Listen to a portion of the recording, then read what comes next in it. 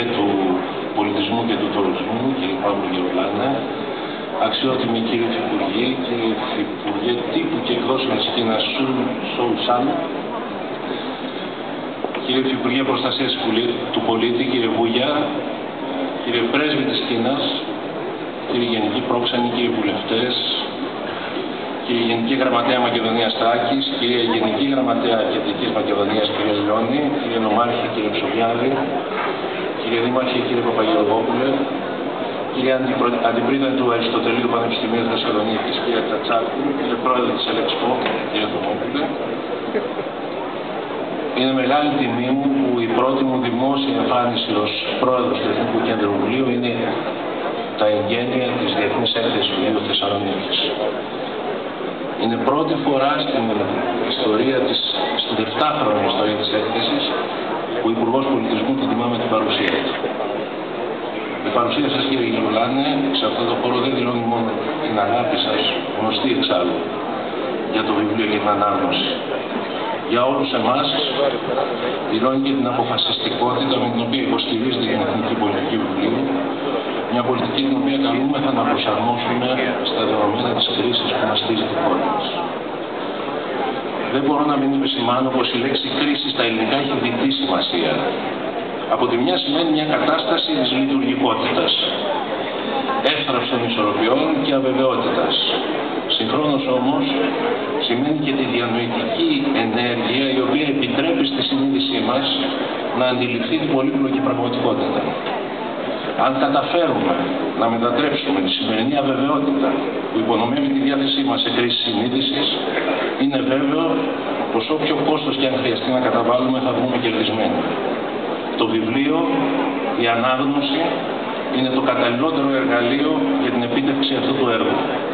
Μια εθνική πολιτική βιβλίου δεν μπορεί παρά να έχει ως γνώμονα αυτή την αντίληψη. Η Διεθνής Έκθεση Βιβλίου Θεσσαλονίκης όλα αυτά τα χρόνια, χάρη στις προσπάθειες του Εθνικού Κέντρου Βιβλίου και των σημαντικών εκδοτών που την στηρίζουν, έχει πετύχει κάτι σημαντικό. Εδώ, σε αυτό το χώρο, έχει δώσει την ευκαιρία στους Έλληνες εκδότες να οργανώσουν μια συλλογική παρουσία που δικαιώνει το σημαντικό και πολύτιμο έργο τους. Ο εκδοτικός χώρος στην Ελλάδα είναι ένα από τα υγιέστερα κύτταρα της φιλάσθενης οικονομίας μας. Από τη δεκαετία του 80 υπήρξε πρωτοπόρος στην προσαρμογή της ελληνικής κοινωνίας στις συνθήκες της ευρωπαϊκής συνύπαρξης.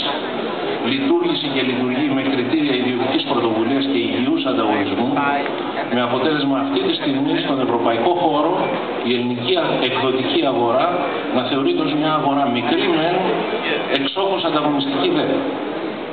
Σε αυτούς τους ανθρώπους, τους εκδότες και τους συγγραφείς, ανήκει αυτή η έκθεση. Το Εθνικό Κέντρο Βιβλίου οφείλει να κάνει, όπως έκανε ως τώρα, ό,τι είναι δυνατόν, ίσως από εδώ και πέρα κάτι παραπάνω από ό,τι είναι δυνατόν, για να συντρέξει το δημιουργικό του έργο. Άφησα την τιμόμενη χώρα, την Κίνα, ως τελευταία αναφορά, διότι όπως έμαθα σήμερα το μεσημέρι, υπάρχει μια κινέζικη παροιμία που λέει πως ο τελευταίος απολαμβάνει περισσότερο τα καλά που του προσφέρουν. Είναι μεγάλη τιμή για μένα που η πρώτη μου εμφάνιση ως πρόεδρος του Εθνικού Κέντρου Βιβλίου συνδυάζεται με την υποδοχή της Κίνας ως τιμόμενη χώρα στην έκθεση. Η Κίνα είναι μια μεγάλη χώρα, η γνωστή ως αυτοκρατορία του κέντρου. Η Ελλάδα είναι μια μικρή χώρα της Ανατολικής Μεσογείου, μέλος ενός μεγάλου πολιτικού οργανισμού που είναι η Ευρωπαϊκή Ένωση. Για μας η Κίνα βρίσκεται στην Άπο Ανατολή. Για την Κίνα η Ελλάδα βρίσκεται στην αρχή της Άπο Δύσης.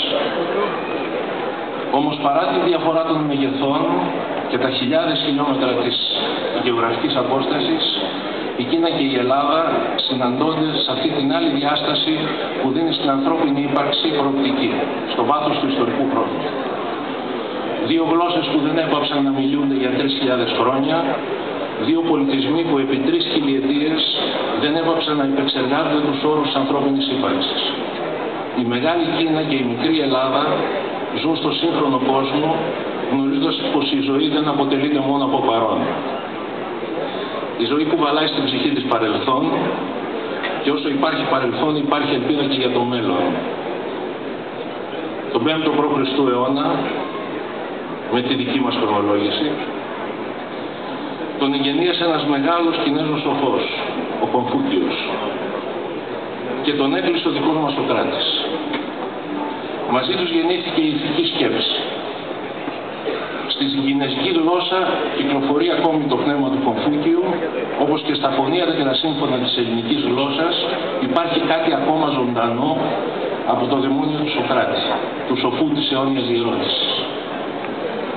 Η συνάντησή μας εδώ, στο μυχό της Ανατολικής Μεσογείου, στην πρωτεύουσα της Μακεδονίας, είναι στην πραγματικότητα η συνάντηση δύο μεγάλων πολιτισμών. Και όσο υπάρχει αυτή η περιέργεια για να γνωρίζουμε ένας τον άλλον, όσο υπάρχει αυτό το ενδιαφέρον, τίποτα δεν πάει χαμένο. Νομίζω ότι ήρθε η ώρα, αγαπητοί συνάδελφοι, φίλοι συγγραφείς και εκδότες, φίλοι αναγνώστες, η έκθεση να περάσει στα χέρια σας από τον αξιότιμο κύριο Υπουργό Πολιτισμού, διότι σε εσάς ανήκει και για μία ακόμη φορά είναι δική σας. Σας ευχαριστώ.